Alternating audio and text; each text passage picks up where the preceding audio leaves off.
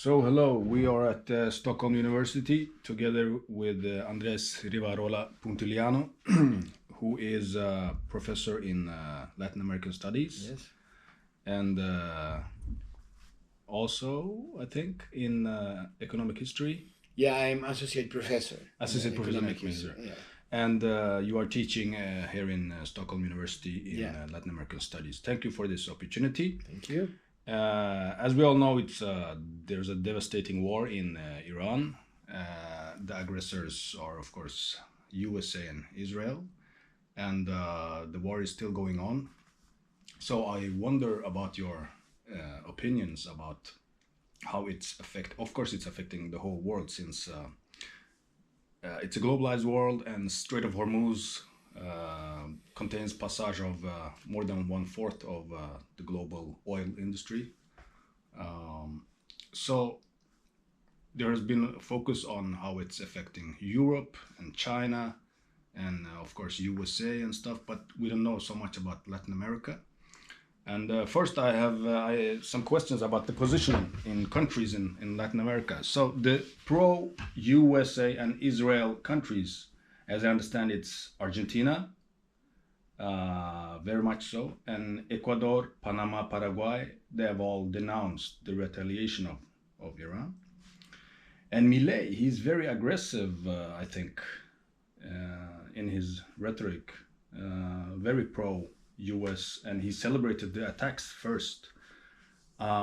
Is it ideological? Is it economic-wise? Or is it just that he wants to be friend with Trump or something like that? What do you think first about Milei? Yeah, Argentinian President Javier Milei. Javier Milei. Yeah. Well, he has been very adamant in his support for United States and Israel and their foreign policy since his electoral campaign. So he continue along that line, and yeah, I would say that it's mostly an ideological positioning. It's a kind of a civilizatory position. He is really keen on defending what he sees as a kind of a Western civilization in terms of values and even religion, the kind of Judeo-Christian civilization. So I think he really have adopted all that. I would call it civilizatory positioning in terms of like how do you position yourself in world politics. It's not so much economic, because if you look at Argentina's trade relations, the most important are China and Brazil. Mm-hmm. So it doesn't seem to follow a kind of a materialistic approach on foreign policy, but really, yes, as you said, an ideological one. Yeah, and I can just ask you quickly about some rumors that he changed religion. Have you seen it? To Judaism? Yeah, at least he have tried to. I don't know if he has fully become Jewish. He said he wished to do that, and yeah, there have been some rituals of some sort. I'm not sure he really got the full approval to become one, but it appears as if he really wants to. Yeah, and I read that also with the oil, he wants to make Argentina an oil exporting country like Brazil and Mexico. Yeah. Because of the Vaca Muerte soil. Yeah, the Vaca Muerta findings of both gas and oil. Yeah, it's not only his aspiration. Every Argentinian government would like to export more of that commodity because it's a lot of money in that. Yeah. And the exploration of that came from before Milei. Okay. They need foreign investment, which I think his government has opened up to even more. And well, there are actually negotiations with companies on increasing the production in Vaca Muerta. Yeah. And if that succeeds, well, Argentina have a great potential in that sense. Yeah. So the neutral countries, neutral against the war, or neutral positioning, it's Brazil and Mexico. They are not very against, or they haven't denounced at least the attacks. They are opting for diplomacy, and it's very logic in this sense. I think both Mexico and Brazil have, especially the PT government in Brazil, it would be crazy if they were pro-USA. But Petro, the president in Gustavo Petro in Colombia, has openly criticized the military action of USA. And we have pro-Iran countries. Not a surprise, Cuba. They denounced US aggression. By the way, do you think Cuba is the next target military? Well, if you look in the connections between, because that's what your initially comments in regard to the connections of Latin America and the Iran crisis, even before the crisis started, which was the US-Israel attack on Iran. Well, one could see the Venezuela intervention as a kind of precedent action, looking ahead to Iran, because the control of oil, securing the Venezuelan oil, I think was very important in the strategy of the Trump administration. So I'm quite sure that there is a connection in one event and the other. Yeah, of course. But and in regard to Cuba, well, they have really pushed forward. The United States have pushed forward the pressure on Cuba.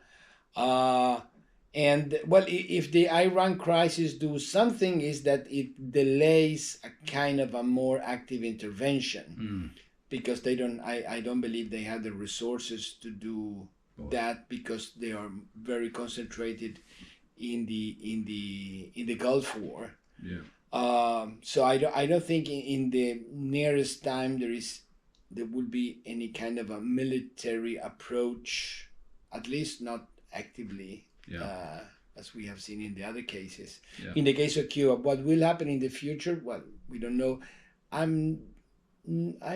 don't think they will go to a kind of a full invasion. It's a very heavy undertaking. They didn't do that in the Venezuelan case either. It was just like take away the president. And maybe that was the goal for Iran, but they couldn't. And perhaps, but there has not been a kind of boots on the ground kind of intervention there either. That's a more complicated and expensive operation. They have not moved troops and anything around Cuba. The pressure seems to be very much on the economic and energy choking side, and that is tremendously effectful. And Venezuela, of course, has been very how do you say that, maybe the strongest alliance for Iran in Latin America, especially during the former president that were kidnapped, Maduro. Interestingly, they initially condemned the escalation, but then they retracted the statement. Probably because of the USA effect. Do you think they are the new government are pro-USA, or try to have a mask or something like that, a facade to not to mention these things? Well, I'm quite sure of that. I mean, they have been very much now reconnecting with the United States in terms of new kinds of legislations, open up for U.S. companies, open not only in the oil sector, but in the mining sector. So, I think it's quite evident that this new Venezuelan government is really much closing up to the U.S. in terms of foreign policy as well. Okay. Last question. It's about Turkey. Turkey. Do you think some former Israeli leaders, for example, Naftali Bennett, has openly said that Turkey is the new Iran after Iran, and some former generals have said that they are unfortunate about the possibility that Israel and Turkey goes into war. Do you think it's possible?